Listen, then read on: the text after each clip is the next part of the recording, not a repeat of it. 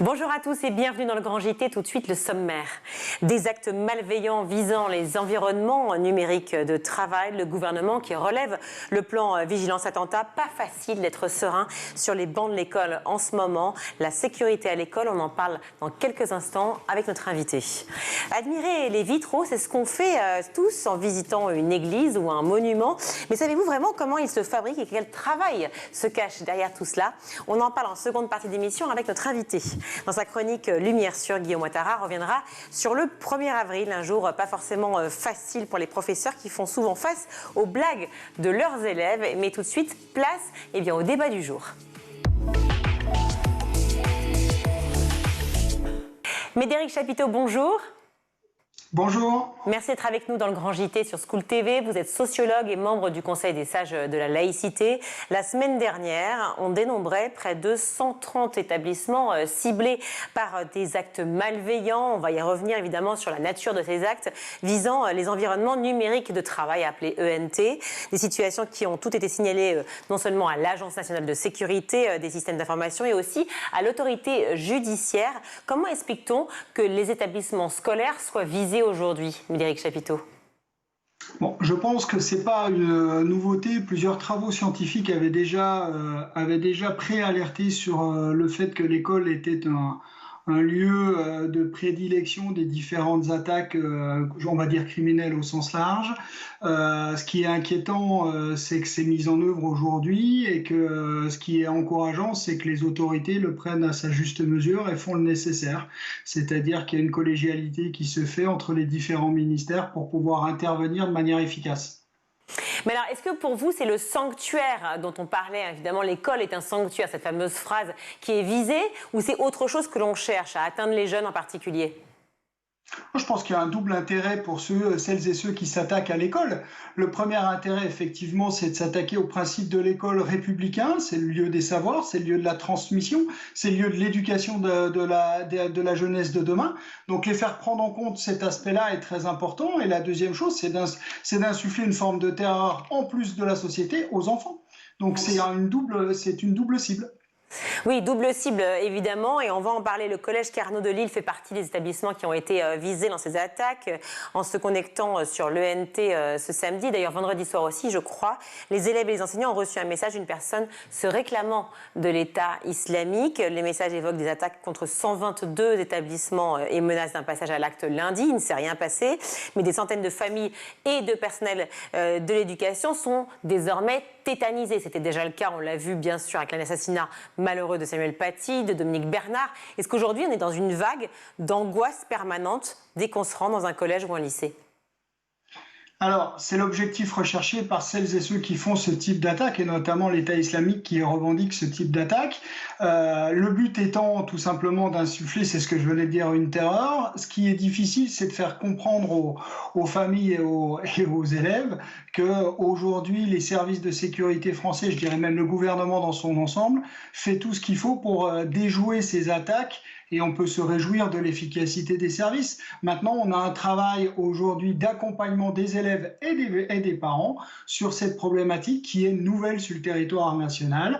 On doit faire comprendre à notre jeunesse et aux parents et même aux enseignants que les services de sécurité font un travail colossal pour préserver l'intégrité de l'école aujourd'hui sur le territoire. C'est pas chose aisée, je vous le rassure, et je le concède très facilement.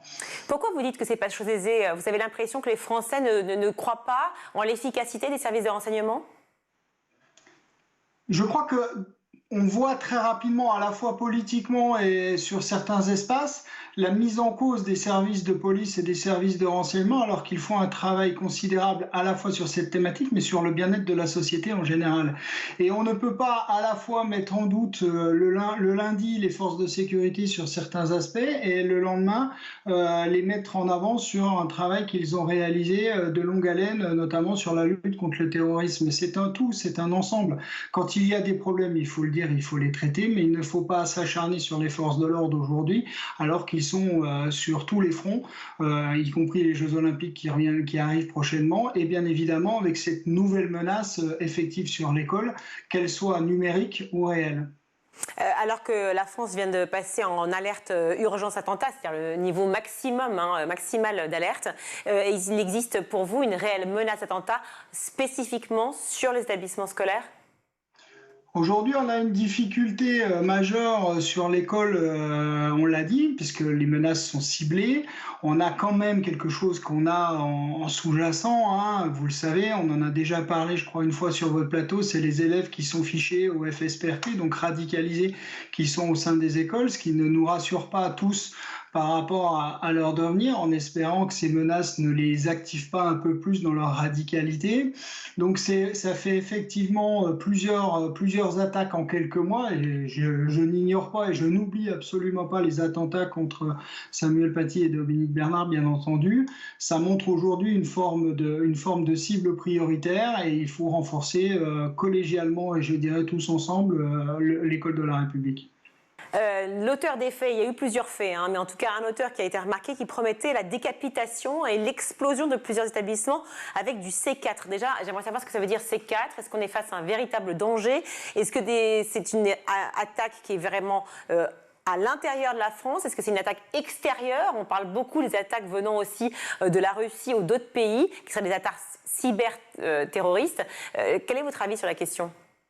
Bon, déjà, le C4, c'est un explosif militaire, donc on n'en trouve pas partout. Et effectivement, si les personnes qui menacent ont ces produits-là entre leurs mains, c'est une menace avérée et qui pourrait être très dangereuse. Toutefois, on ne trouve pas du C4 à tous les coins de rue sur le territoire national et même à l'étranger. Donc on peut être relativement confiant par rapport à cela.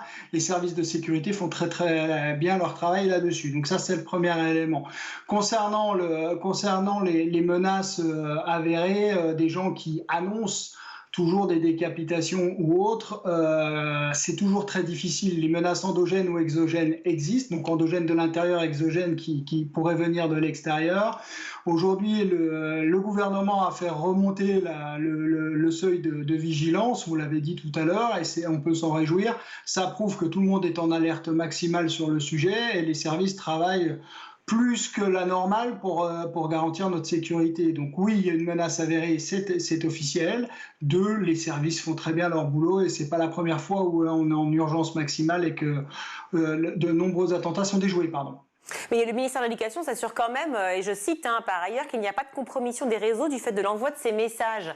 Alors forcément, on se pose la question, comment c'est possible qu'il n'y ait pas de compromission alors qu'on voit bien que ça a quand même foutu, pardon pour le terme, mais enfin en tout cas mis un certain bazar, une réelle inquiétude au sein de tous les établissements scolaires, des familles et des personnels de l'éducation. Mais aujourd'hui, il y a un tel engouement pour les réseaux sociaux et pour les systèmes dématérialisés et numériques que de toute façon, tous les pays ont renforcé leur cyber, c'est-à-dire les protections cyber. Donc on a aujourd'hui énormément d'attaques, donc il ne faut pas non plus se tromper. Effectivement, il y a eu une brèche. Maintenant, elle a dû être bloquée et complétée. Je pense que le seuil de vigilance est aussi remonté dans la sécurité, je dirais, informatique. Et à partir de là, on peut se réjouir. Maintenant, le système est tel que les hackers à travers le monde ont la facilité d'action. C'est pas la première fois que des institutions les plus importantes sont pénétrées. Et l'école fait partie aujourd'hui, pardonnez-moi l'expression, d'un terrain de jeu de certains hackers pour terroriser la jeunesse de notre pays. Alors on parle de hacking, on parle de phishing aussi, tout ça c'est Internet, c'est les réseaux sociaux. On sait bien que les jeunes aujourd'hui, beaucoup, et nous d'ailleurs aussi, notre génération, on est beaucoup sur Internet et sur les réseaux sociaux. Quand on voit à quel point cette bagarre de l'image, cette bagarre de l'information est aussi sur les réseaux, comment protéger les jeunes aujourd'hui ? Mais c'est là tout l'intérêt d'aller à l'école. L'école est un formidable espace d'éducation. On ne va pas la rappeler, mais c'est des fois, et je pense que c'est utile. Et je pense que l'éducation au numérique aujourd'hui et au danger du numérique, on l'a vu sur différentes phases de la société, aujourd'hui doit intégrer cette logique terroriste, c'est-à-dire que les réseaux sociaux des uns ou des autres peuvent être pénétrés par des gens mal intentionnés pour diffuser des images ou des messages les plus macabres, tout ceci dans un but de créer la terreur. C'est la définition du terrorisme. Donc si on éduque les plus jeunes à l'utilisation de ces réseaux, et si on ne subit pas, nous adultes, cette problématique de digitalisation, je pense que nous pouvons gagner au moins sur le champ éducatif. Et moi, je pars du principe que l'éducation est l'arme de la paix. Et plus vite on éduquera nos enfants à ces risques et ces menaces-là, et plus vite on pourra évacuer ces menaces, je dirais, terroristes qui n'ont pas de sens réel immédiat. L'éducation à l'utilisation de ces réseaux, évidemment, je l'entends et ça a été le point le fer de lance de Gabriel Attal alors qu'il était ministre de l'Éducation aussi. Mais quand on reçoit une vidéo de décapitation, très clairement, c'est comment tuer facilement tous les mécréants. Voilà le titre de la vidéo. On voit des horreurs, vraiment, c'est insoutenable. Eh bien, les jeunes reçoivent ça sur leur message sur leur téléphone ou alors ont accès directement. Là, est-ce que, justement, ces jeunes sont pris en charge? Alors là, aujourd'hui, j'ose imaginer qu'il y a une prise en charge par des psychologues sur ce type d'action, parce que déjà, même un adulte ne peut pas supporter ce type d'image facilement, voire même pas du tout. Donc des enfants, c'est encore plus dramatique. Et donc il est important d'avoir un suivi psychologique important et immédiat, je répète vraiment, c'est important tout de suite auprès du plus jeune. Et je pense que les écoles concernées et les rectorats concernés ont fait le nécessaire en ce sens. Je n'ai pas d'éléments concrets à vous donner à l'instant où je parle, mais je n'ai pas de doute là-dessus. Vous êtes ancien gendarme, Médéric Chapiteau, vous êtes sociologue évidemment aussi, mais vous êtes aussi gérant d'une entreprise qui forme au sport et à la prévention de la radicalisation.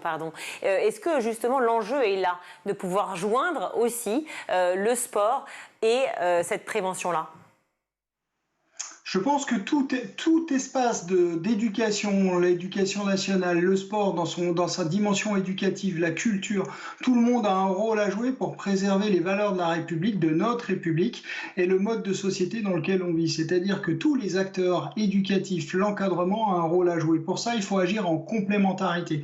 Il faut partir sur une base commune et travailler ensemble vers un idéal commun. Cet idéal commun, c'est celui qu'on connaît aujourd'hui sous l'angle de la République. Alors c'est sûr que ça peut faire un peu idéaliste comme discours, mais c'est grâce à ce discours-là et grâce à cette approche-là qu'on arrivera à montrer quelle sera la société de demain à nos enfants. Parce que là, aujourd'hui, on est submergé d'images et de messages contradictoires sur les réseaux sociaux, et quand les parents ou les adultes commencent à prendre un propos, on est vite dépassé par nos raisonnements et nos exemples. Donc aujourd'hui, il faut être au plus près des jeunes et il faut travailler à la fois sur le digital, travailler avec le digital et non pas contre le digital. Le digital fait partie de nos vies aujourd'hui, on ne pourra pas revenir en arrière, c'est pas possible, donc il faut absolument s'acculturer sur le sujet et travailler avec les jeunes sur, je dirais, un gendarme du digital, puisque vous avez fait allusion à mon ancien parcours professionnel. Je le disais, vous êtes membre du Conseil des sages de la laïcité. Est-ce que vous avez besoin de rappeler les fondements même de notre République et l'importance de maintenir une République laïque? Le rappeler, je pense qu'il est toujours bon de rappeler les fondements de notre société, de rappeler que nous sommes dans une république laïque, à nos élèves, à l'ensemble de la communauté enseignante et à la société en général. On voit qu'aujourd'hui c'est toujours d'actualité. 20 ans après la loi de 2004 qu'on a fêtée la semaine dernière, on se rend compte que c'est toujours d'actualité, et donc il est important de le rappeler, et ça ne fait pas de mal de faire des piqûres de rappel sur cette question-là. Il faut juste moderniser notre discours. Qu'est-ce que vous apportez aux enseignants? Enfin, déjà, ma question, c'est est-ce que vous discutez avec les enseignants? Est-ce que vous leur donnez des options de formation, justement, aux réponses qu'ils peuvent apporter à leurs étudiants qui se posent la question de l'utilité de la laïcité, de l'importance ou non de la laïcité, notamment lors des cours d'EMC, d'éducation morale et civique? Alors aujourd'hui, les travaux du Conseil des sages sont là pour conseiller le ministre sur les applications à donner. Nous produisons un nombre conséquent de documentations qui permettent aux enseignants d'avoir des outils d'utilité, de réflexion et d'action auprès des élèves, quels que soient les cours, pas spécifiquement pour l'EMC, ça peut aller sur les différents champs de l'éducation nationale. Et à ce titre, on a déjà sur la formation, il y a eu le plan de formation d'Émile qui a été fait, qui a déjà été dépassé. C'est rentrer dans les mœurs de relancer les plans de formation sur la laïcité. Et il y a plusieurs travaux en cours au Conseil des sages pour réfléchir à d'autres formes de transmission, à savoir notamment par le digital et des serious games, effectivement. Le doublement des heures de MC est-il une solution quand même pour vous aujourd'hui au collège? Ah, mais je pense que tout ce qui permettra aux élèves de comprendre le contexte dans lequel ils vivent et que ça soit utilisé de manière éducative, et c'est hyper intéressant. Malheureusement, aujourd'hui, la laïcité est vécue comme une entrave alors que c'est un outil de protection significatif de la société. Les religions peuvent s'exprimer grâce à la laïcité les protège. Il y a des espaces où la neutralité s'impose, comme c'est le cas à l'école. Il faut juste l'expliquer. Et la laïcité n'est pas contre les religions, bien au contraire. Vous parliez de la problématique de l'éducation au numérique. Il y a effectivement le numérique, mais utilisé à mauvais escient. Le 18 janvier, à Laval, un ado de 13 ans crée des fausses alertes à la bombe dans tout le pays avec un VPN. Le 15 mars, le profil, c'était un jeune de 21 ans, sociopathe, et qui vivait seul chez lui. Et il crée effectivement une panique générale. Est-ce qu'il faut pouvoir aussi aller vers ce type de profil, ou en tout cas illustrer et montrer ce qui peut se passer pour pouvoir mieux en parler avec les élèves? Il n'y a rien de mieux que les cas concrets. Il n'y a rien de mieux que les cas concrets pour illustrer les menaces, les risques et surtout les choses positives qui peuvent en résulter. Parce que là, vous montrez à juste titre des exemples qui ont semé la panique sur le territoire national. Mais d'un autre côté, on a aussi d'excellentes initiatives qui sont mises en œuvre et il faut avoir les deux aspects. Je suis partisan, en ce qui me concerne, des deux aspects. Et on éduquera la jeunesse au numérique en montrant le meilleur comme le pire.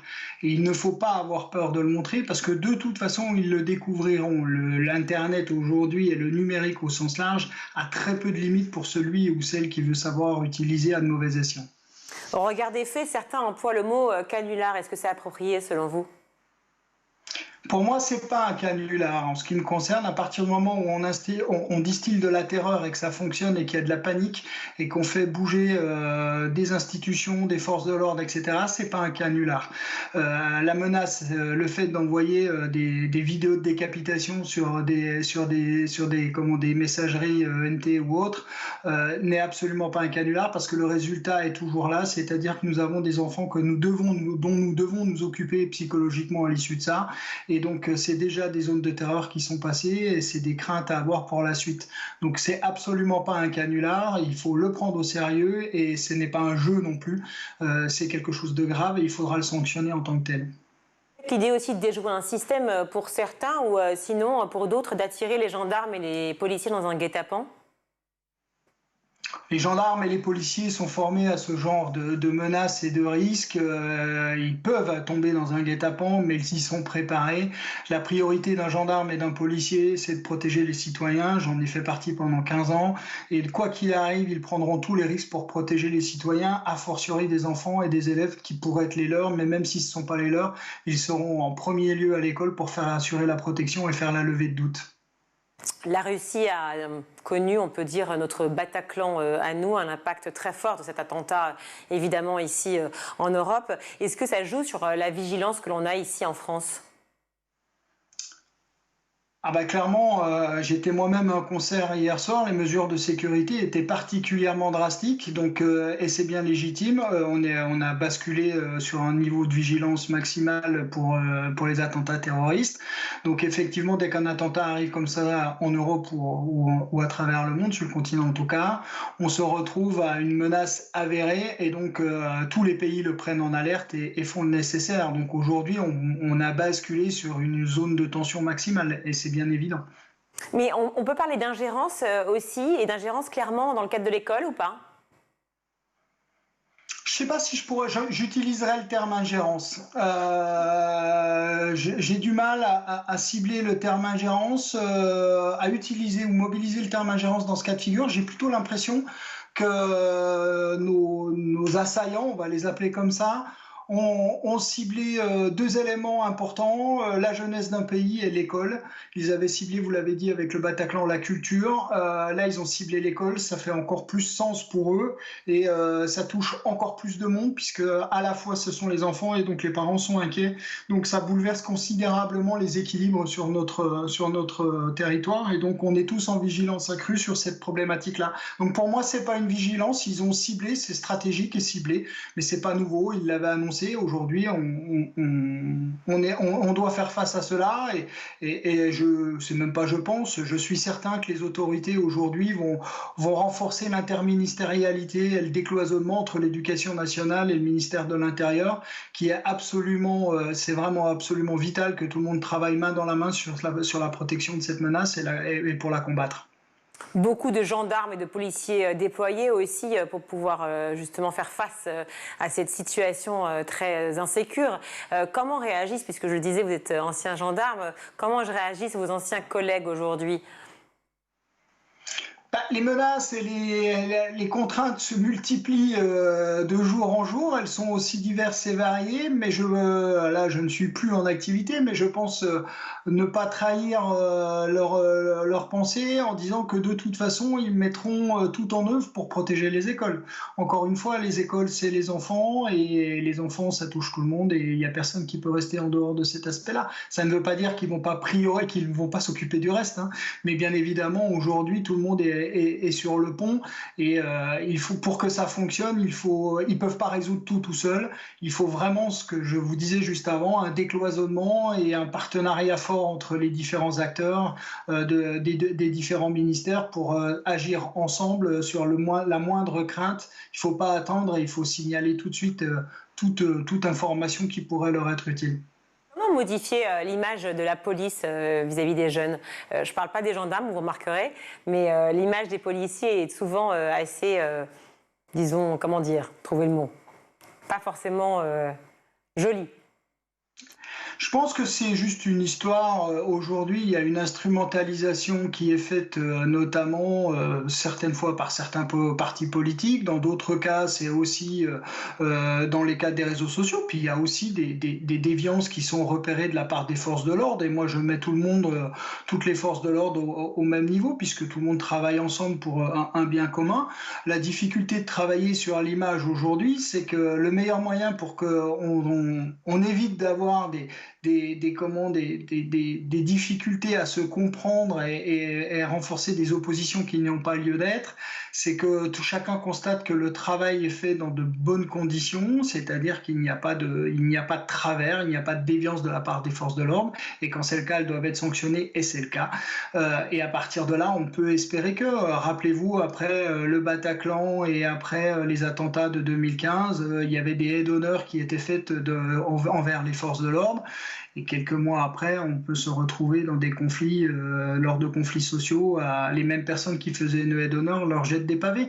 C'est un peu l'incohérence qu'on peut constater sur le territoire national. Et pour les jeunes sont toujours en conflit avec l'autorité à un certain moment de leur vie. C'est normal, mais il ne faut pas confondre conflit et violence. Oui, c'est la même chose avec les infirmières à l'issue du Covid, enfin pendant le Covid et à l'issue du Covid, et ça a malheureusement changé. Est-ce qu'on peut imaginer qu'il faudra attendre le pire encore une nouvelle fois pour que tout d'un coup on se rende compte de l'importance et de l'efficacité des policiers en France ? Non, je pense que le pire, malheureusement, on le vit depuis plus d'une dizaine d'années avec le nombre de concitoyens qui sont morts dans les différents attentats, et plus récemment, vous l'avez rappelé, avec les professeurs Samuel Paty et Dominique Bernard. Je pense qu'aujourd'hui, le pire a déjà traversé notre pays. On va continuer, et je pense qu'aujourd'hui, il faut nécessairement que tout le monde travaille ensemble pour arriver à avancer. Et je ne m'inquiète pas de la jeunesse aujourd'hui. Elle saura trouver le point d'orgue qui trouvera pour favoriser les bonnes relations et la bonne entente entre les services de sécurité intérieure et eux. Médéric Chapiteau, merci mille fois d'avoir été avec nous sur le Grand JT, même de loin, mais nous étions ravis de vous avoir. Vous êtes sociologue et membre du Conseil des sages de la laïcité. Merci beaucoup. Merci à vous, merci pour votre accueil. On marque une courte pause dans le Grand JT, on se retrouve tout de suite.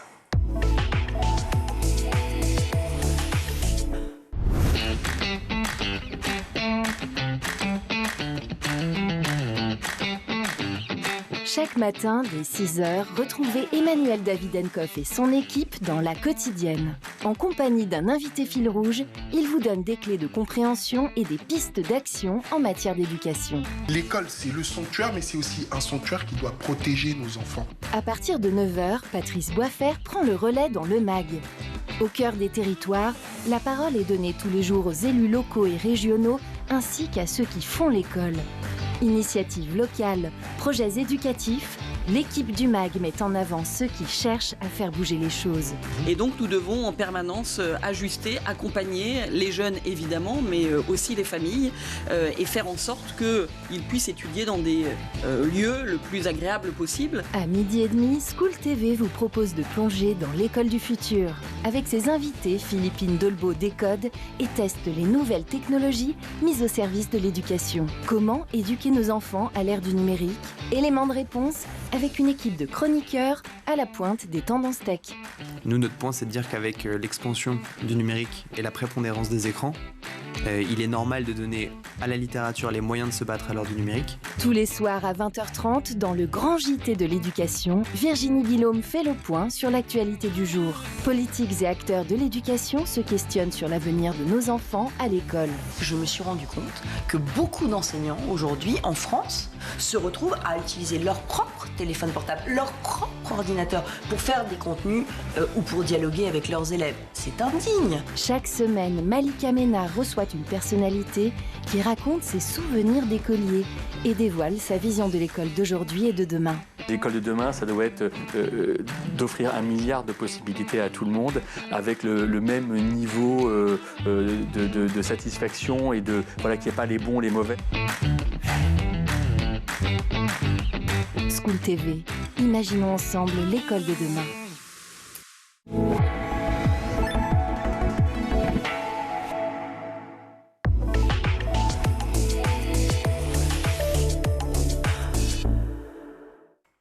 De retour dans le grand JT de l'éducation, j'accueille Caroline Vauvert-Valarcher. Bonjour. Bonjour. Merci d'être avec nous. Vous êtes vitrailliste, vous avez créé Maison Arcante et vous créez des vitraux éco-conçus. Vous allez nous expliquer dans quelques instants ce que ça veut dire et en quoi ça consiste à l'occasion des journées européennes des métiers d'art qui auront lieu du 2 au 7 avril partout en France et en Europe. Et bien, nous avons envie de parler justement de ce métier un peu méconnu ou en tout cas assez flou pour beaucoup qui est le métier de vitrailliste. Est-ce que vous pouvez nous décrire votre parcours et comment vous en êtes arrivé justement à vouloir faire ce métier? Tout à fait. Alors moi, j'ai commencé d'abord par une carrière professionnelle dans le design graphique. J'ai été designer graphique pendant une dizaine d'années, après des études d'art appliqué. Et en parallèle de cette carrière, en fait, j'ai commencé le vitrail en loisir. Et au bout de plusieurs années donc, de pratique du design graphique et suite au Covid et à un changement d'atelier, en fait, je me suis rendu compte qu'il fallait que je quitte l'écran 100% pour repasser dans la matière, dans le savoir-faire. Dans le toucher, en fait. Dans le toucher, exactement. Oui, c'est ça, de pouvoir ressentir en fait la matière et pouvoir toucher. C'est particulier parce que vous me dites, vous avez commencé le vitrail, mais qu'est-ce qui vous a donné envie? C'est-à-dire que vous étiez à la fois assez ébloui quand vous rentriez dans un monument, une église, avec ces vitraux. Enfin, qu'est-ce qui a fait que tout d'un coup cet amour s'est déclaré? Est-ce que c'est la matière? Est-ce que c'est le métier en lui-même? Oui, je pense que c'est la matière du verre d'abord. Je pense que ça remonte pas vraiment aux visites d'église. Moi, ça remonte plus à mon enfance, quand je me baladais sur les plages et que je ramassais les petits morceaux de verre dépolis par les vagues, que j'assemblais ensuite pour faire des petites sculptures avec de la colle. Et je pense que c'est là qu'est venu l'amour du travail manuel et de la transparence. Et par la suite, le vitrail, ça rejoignait aussi mon sens, mon appétence pour le graphisme, donc la couleur, la composition, les formes. Et l'art de transmettre une histoire, en fait, qui est aussi une des composantes du vitrail.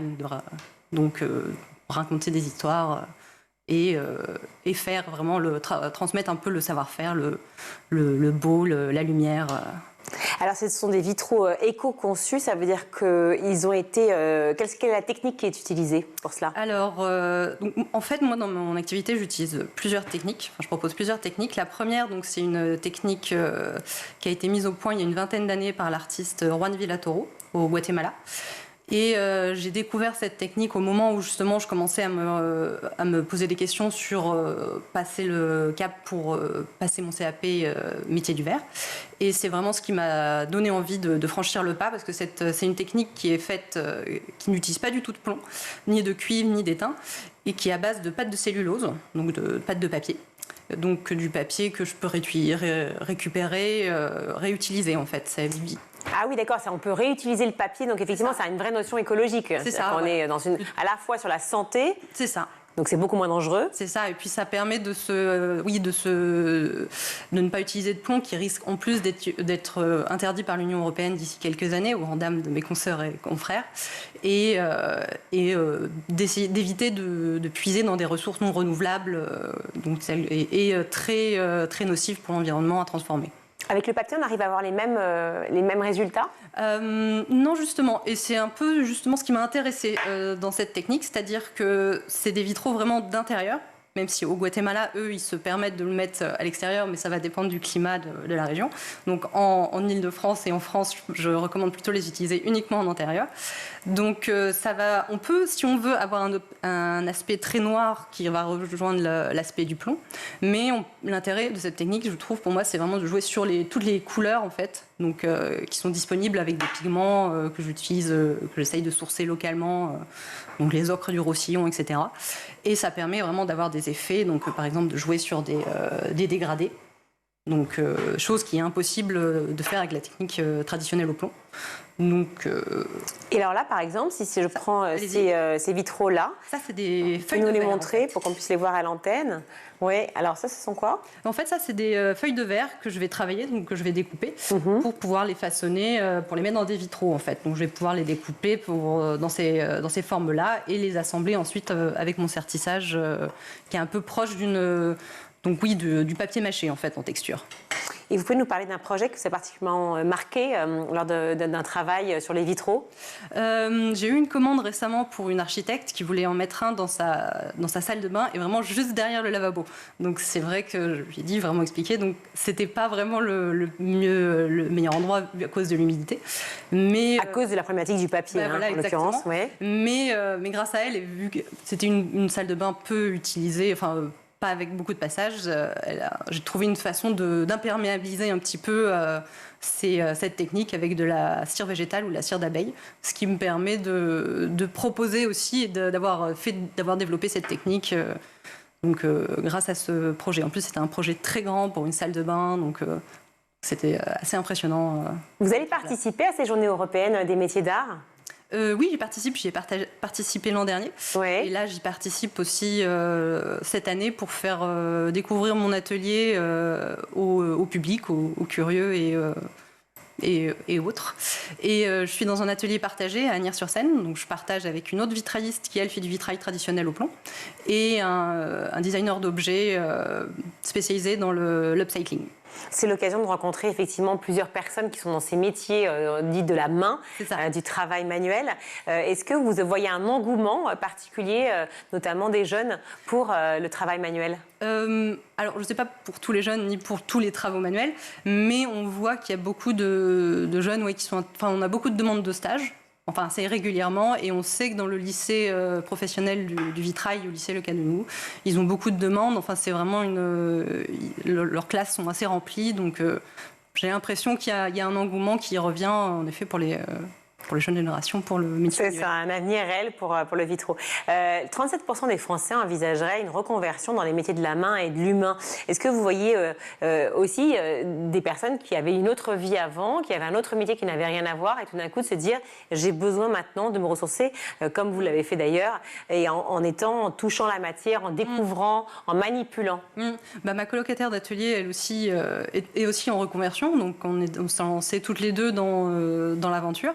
Et je fais partie du réseau Artisans d'Avenir et on voit qu'il y a beaucoup de reconversions, en effet, beaucoup d'appétence pour le métier du beau, du savoir-faire, et oui, vraiment le manuel. Qu'est-ce qui pourrait réfréner? C'est-à-dire que peut-être le niveau de vie, est-ce que le fait de gagner ou pas sa vie pourrait être une inquiétude pour cette reconversion? Oui, parce que c'est vrai que c'est une activité vraiment, quand on s'y lance, il faut se dire, non seulement il va falloir que je gère la partie créative, donc ça c'est la partie la plus rigolote, la partie donc la production, mais donc tout ce qui est organisation, si on fait des petits objets, il faut faire des collections, il y a toute l'organisation à faire, mais il y a aussi donc toute la partie comptabilité. Et toute la partie communication qui prend beaucoup de temps, donc communiquer sur les réseaux sociaux, son site internet, faire des rencontres, des interviews. Donc il y a vraiment un spectre très large de compétences à mettre en œuvre qui peuvent faire peur, mais il faut trouver les personnes pour bien s'entourer. Ça peut bien se passer. Le thème de cette année des fameuses Journées européennes des métiers d'art, c'est sur le bout des doigts. Donc c'est une invitation, qu'on le disait, justement à manipuler, à découvrir, à ressentir ces métiers-là. Est-ce que c'est essentiel pour comprendre, de pouvoir participer à ces ateliers? Je pense que c'est mieux, oui, de te rendre compte, de ne pas être juste dans l'univers, dans la partie, l'imagination de ce que c'est qu'un métier, de se rendre compte aussi que pour le vitrail traditionnel, donc le couper les verres et sertissage au plomb, c'est rigolo, mais il y a aussi la partie de masticage qui est vraiment très salissante. Même moi, ma technique, là, les vitraux sont tout propres, mais il y a une partie, nettoyage qui est très long, vu que j'ai une espèce de pâte très liquide. Donc il y a une partie, c'est important aussi on peut avoir la façon de l'imager de la technique, mais une fois qu'on a dans les mains, de se rendre compte qu'on n'aime pas du tout, par exemple pour la céramique, on n'aime pas du tout la texture de la terre sous les doigts, alors qu'on aime bien la céramique, mais c'est quelque chose qui est, du coup, tester, voir, je pense que c'est important. Comment vous obtenez ces différentes couleurs? Quels sont les pigments utilisés? Je passe par l'entreprise Ocre de France et j'essaye de prendre la plupart des pigments naturels. Donc, ou synthétique, mais d'origine naturelle. Donc, par exemple, ici, c'est un ocre, on dit ça, c'est un ocre Havane. Donc, on a de l'ocre rouge, on a du rouge lac, on a de la terre verte de Nicosie. Donc, c'est en fait, une fois que j'ai broyé mon papier et que je mélange en fait mon pigment avec, jusqu'à obtenir une pâte satisfaisante. Et ensuite, je sertis mes verres qui ont été préalablement découpés. Et c'est une façon aussi pour vous de vous démarquer de ce métier en proposant des vitraux éco-conçus. Enfin, j'ai l'impression que c'est comme ça que ça s'appelle. Hein. Voilà, éco-conçus. Il y a aussi plein de portes aussi d'entrée et peut-être de liens à faire avec les autres métiers de la main, les autres métiers de l'artisanat qui sont aussi à vocation écologique. Oui. Je pense qu'on peut, après on peut faire d'autres, on pourrait très bien imaginer dans certains vitraux insérer par exemple un morceau de céramique qui a été fait par une collègue ou d'autres, ou un morceau de verre dans une céramique, voire même utiliser. On essaie vraiment d'optimiser nos chutes à l'atelier et souvent ce qu'on fait c'est qu'on les propose, c'est des petites chutes de verre et on les propose souvent aux mosaïstes qui vont les réutiliser, les recouper et les refaire dans leur création, ou pour d'autres vitraillistes qui vont les passer au four et les travailler avec des enfants, donc voire même avec des céramistes qui vont les intégrer dans leur travail, donc ça permet de faire des ponts entre les métiers. Voilà. Les Journées européennes des métiers d'art qui auront lieu donc du 2 au 7 avril partout en France et en Europe. Et évidemment, vous pouvez retrouver Caroline Vauvert-Valarcher, qui est vitrailliste et qui a créé la Maison Arcante. Merci beaucoup d'être venue. On va retrouver Guillaume Ouattara pour sa chronique. Et j'ai déjà peur.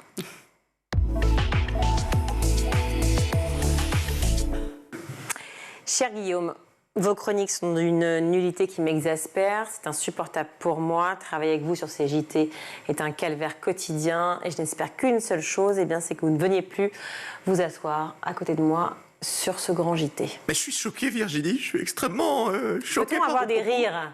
Ah ah ah. Merci. Quel poisson d'avril, Guillaume! C'est un poisson d'avril! C'est vous qui m'avez écrit ce lancement pourri. Absolument qui va pitoyable. faire évidemment pitoyable. Tout à fait, mais qui va faire les choux gras sur Instagram. On va les choux gras, je sais pas. Peut-être un arrêt de carrière surtout. À la limite, les cheveux gras pour moi en ce qui me concerne. Mais, voilà, donc c'était un poisson d'avril, Virginie. Oh, qu'est-ce que vous êtes drôle! Qu'est-ce que vous êtes drôle! Non, c'est vous, Virginie. Et donc, alors, qu'est-ce qui se passe? Qu'est-ce qu'on se fait? Un point sur le poisson d'avril, je présume? Eh ben non, on va parler de Noël en Thaïlande. S'il vous plaît. Non, évidemment. Je sais pas ce qui est le plus affligeant entre les blagues loupées et les rires enregistrés. On a l'impression du public de Motus. J'adore Motus. Dans 30 ans, il n'y en aura plus du public de Motus. Ah non, on parle pas de Motus. Poisson d'avril, Virginie, non, on va pas parler de Tyrone, on va parler de Poisson d'avril. Vous n'avez pas entendu ma blague, dans 20-30 ans, il n'y en aura plus le public de Motus. Bon, voilà. Les poissons d'avril ont donc une longue histoire que j'ai décidé de traiter dans notre lumière sur l'origine de cette pratique. Elle a compris à l'instant. Je sais même pas ce que je raconte du coup. L'origine du poisson d'avril, Virginie, ça vous intéresse de savoir quand est-ce qu'il y a eu des poissons d'avril dans l'histoire? Eh ben, c'est peut-être au XVIe siècle qu'il y a eu un poisson d'avril. Rire. Ça n'a aucun sens. Je sais même pas ce que je suis en train de dire, je l'écris beaucoup trop vite. Alors, donc... Au XVIe siècle, oui, pourquoi il y a eu un poisson d'avril? Parce que... C'était associé aux étrennes. Oui, c'est ça. Mais oui, tout à fait. C'était les étrennes. Célébrer le 1er avril. Oui, c'est le premier jour de l'année, voilà, pardon.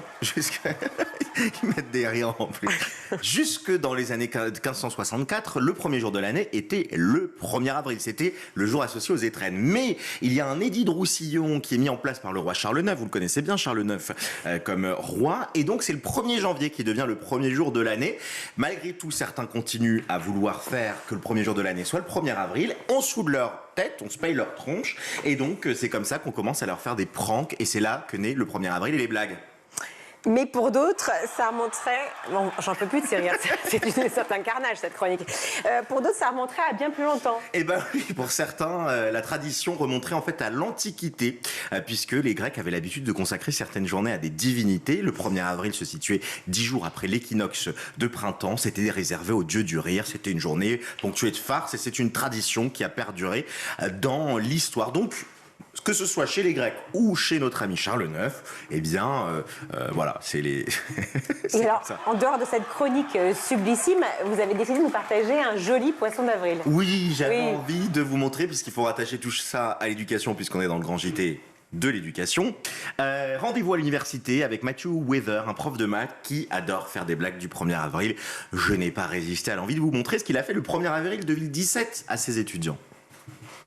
You use this X right here to get the... Uh-oh. Oh my gosh, I just drew on that. Hold on. You know what? I'm going to search for a solution. Let's see, video, math. Maybe this guy can help me. There we go. Hey. Hey you. Hey. Hey, do you think you could help me? I accidentally drew on the screen right here. I don't know what to do. No, a little bit farther down, right there. Yeah, there you go. Oh, that's not working. That's making it worse. I'm not sure what to do here. What's that? Oh, okay, yeah, all right. That's just getting the cat dirty. That's not working.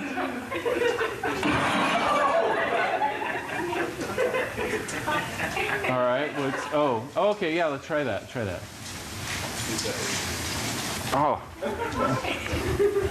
It's okay, don't worry about it. I don't know what to do. You have an idea? Pas mal en effet. Il va quand même se prendre toutes les associations de défense d'animaux contre lui, je pense. Et bien 137 millions de vues. Vous aviez jamais vu? Ah non, je ne fais pas 137 partie. millions de vues. Vous en voulez une autre? Non. Ok, d'accord. Ça dépend du temps. Allez-y. Okay, let me show you guys where I am. As you can see, I'm in our empty classroom. None of you are here, but that's why I'm so glad I can see you there online.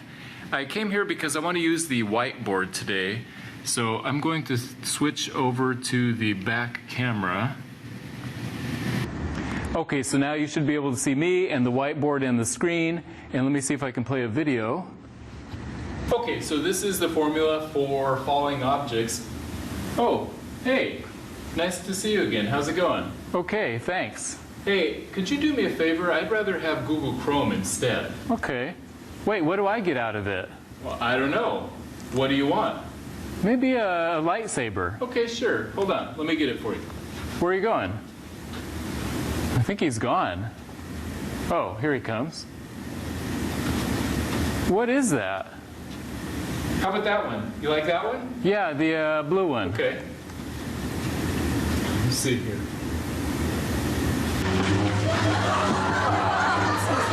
Maybe I'll keep it myself. Then I'm going to keep this myself. Okay, here you go. Thanks. Okay, step back a little bit, and I'll give you Chrome here. Le prank, l'humour. Quand je Tu ne pense sens qu'on pas va- convaincu? Quand je pense qu'on va jouer notre carrière là-dessus, c'est-à-dire que Ils sont pas vous convaincus avez fait par un le bon gouvernement. démarrage sur cette chaîne, et puis voilà. Mais merci pour ce Mais 1er c'est avril. le plus drôle de... Voilà, de... Merci pour la régie. Ah, il suit bien en régie. Hein. Ils sont parfaits. Merci beaucoup. Eh bien, écoutez, sur cette magnifique chronique et ces rires sublimes, je vous propose de continuer avec l'invité de la semaine de Malika Ménard, Sonia Descolliers.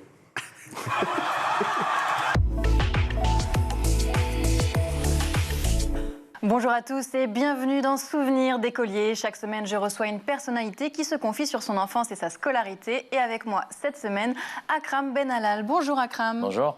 Alors, tu es chef. Le grand public t'a découvert à partir de 2011, quand tu as ouvert ton premier restaurant, Akram, à Paris. Depuis, tu as obtenu plusieurs étoiles Michelin et ouvert de nombreuses adresses, et je ne savais pas, dans le monde entier. Notamment, tu as eu des établissements à Hong Kong, à Manille, à Bakou. Donc ça va plutôt bien pour toi, non ? Oui, enfin c'était surtout oui, ça va parce que bon, j'ai toujours aimé ce que je fais, mais c'est vrai que les ouvertures que j'avais faites à l'époque, c'était d'une manière très spontanée, finalement, parce que j'avais une folie de vouloir expérimenter, de voir un peu ce qui m'attendait à l'étranger. C'était très intéressant et j'en tire à chaque fois des conclusions vraiment très intéressantes, même au niveau d'entrepreneuriat. Quand j'ai ouvert à Hong Kong, quand j'ai ouvert à Manille, j'ai ouvert à Shanghai, à Bakou, en Azerbaïdjan. Et j'apprenais beaucoup de ces pays-là qui m'ont ouvert l'esprit dans ma cuisine, dans ce que je fais, dans l'esprit d'équipe aussi. Donc voilà. Donc c'était... Parce que quand tu as ouvert dans ces pays-là, tu t'adaptais à la nourriture locale ? On s'adaptait, on essayait de comprendre aussi. Ça n'a pas toujours été facile parce qu'il y a un public souvent qui... Par exemple, ma première expérience a été d'ouvrir le restaurant à Hong Kong. Et quand je suis arrivé là-bas, finalement, je voyais que tous les clients qui venaient, ils ramenaient leurs bouteilles de vin. Donc, ils n'achetaient pas sur place. Donc, moi, je ne comprenais pas. Ou par exemple, en Chine... Comment ça se fait ? C'est une coutume ? Oui, c'est une coutume. C'est-à-dire qu'il y a juste un droit de bouchon. Ils ont plein de très, très grands vins. Bon, c'était bien parce qu'ils partageaient avec moi, donc c'était intéressant. J'ai bu, je crois, tous les plus grands crus, je les ai bu là-bas. Mais voilà, donc il y avait ça. Et puis il y avait aussi autre chose, c'était très intéressant, c'est qu'ils venaient à chaque fois, quand le client venait, il se mettait à table, il buvait toujours de l'eau chaude. Je voyais de l'eau chaude.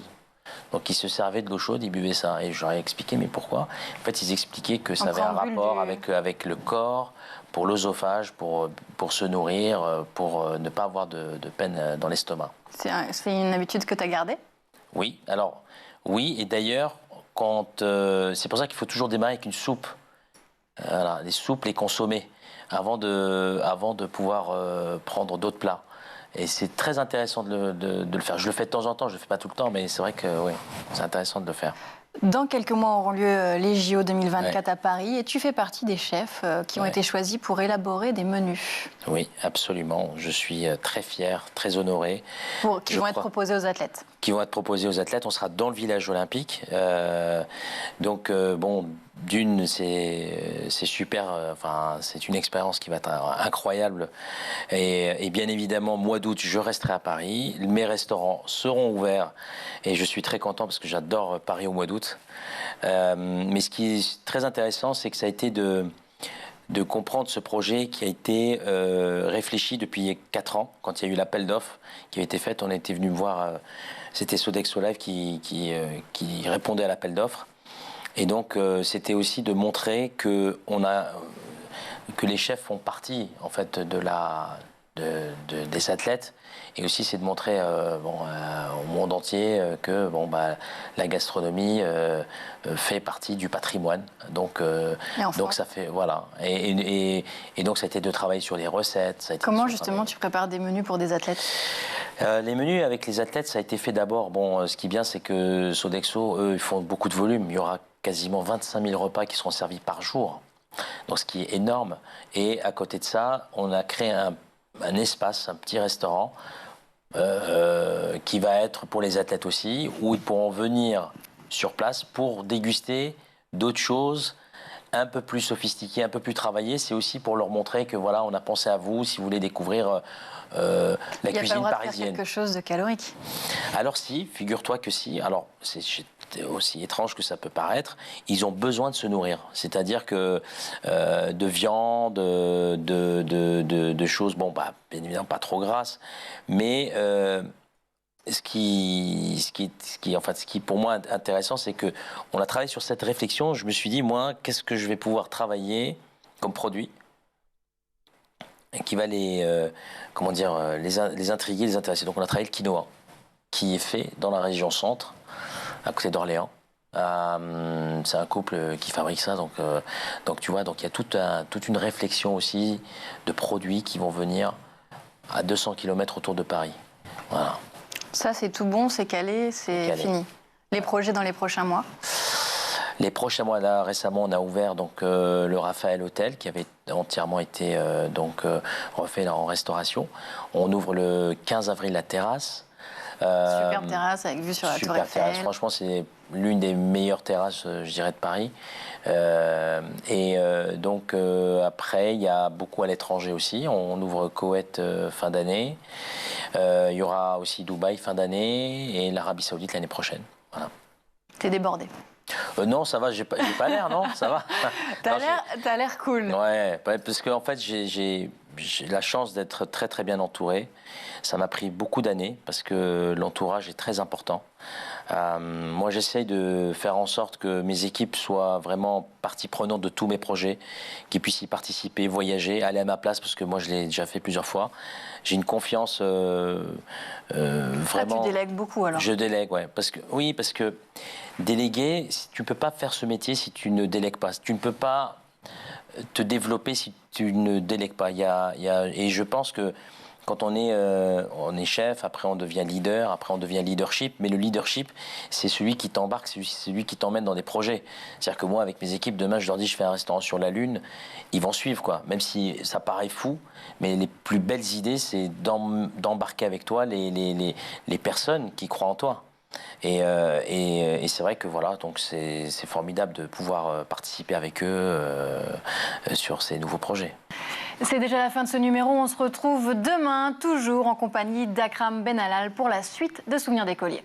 C'est la fin de ce grand JT. Merci à vous tous de nous avoir suivis. Merci Guillaume pour cette chronique vraiment étonnante. Vous voulez les rire, c'est ça? Je voulais les rire, mais Alors, il faut que vous fassiez une petite blague de fin.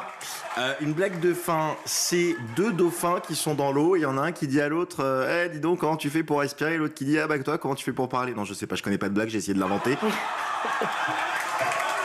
C'est bien. C'est pas mal, hein? C'est bien, c'est bien. C'est bien. Voilà. Mais comme ça, j'aurais eu plusieurs moments de solitude pendant cette émission. C'est un 1er avril, donc. Merci beaucoup à la réalisation, Angèle Jean-Girard. Merci au son, Thibaut Goury-Lafont. Le maquillage, c'est Laure Audemont et Emma Razaf Indra-Lambeau. Elles étaient deux, effectivement, à s'occuper de nous. Laura Girard et Emma Ferret à la rédaction. Très belle soirée. Ciao.